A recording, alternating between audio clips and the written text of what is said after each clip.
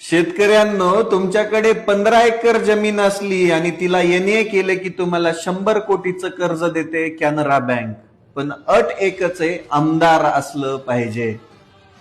शेवटपर्यंत व्हिडिओ बघायचा आता, कारण 100 कोटीचा घोटाळा केलाय कॅनरा बँकेने.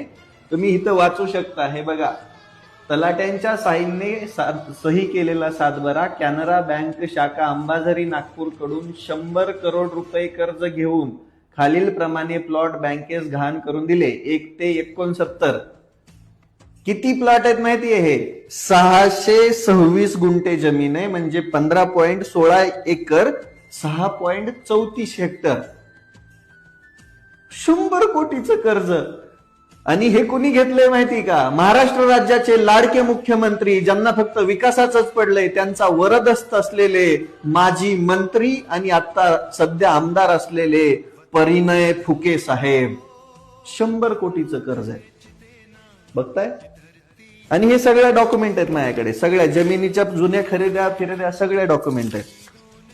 मला फक्त एकच प्रश्न पडलाय, सामान्य शेतकरी जेव्हा बँकेकडे कर्ज मागायला जातो तेव्हा त्याच्या हातामध्ये बँक धतुरा देते, पण हे आमदार महोदय बँकेकडे गेले आणि हे बघा, हा जुना सातबारा आहे. इथं किती 6.34 हेक्टर जमीन आहे, ती बिजीर आहेत. तिला एनए केलं. एनए करून बरोबर 1-2 करोड नाही हो, 100 कोटीचं कर्ज काढलंय. किती रेडी रेकनर रेट असेल तिथं, विचार करायची गोष्ट आहे. डोकं तुमचं हलून गेलेलं असेल. आणि हे सध्या विद्यमान आमदार आहेत. काय? हे विद्यमान आमदार आहेत.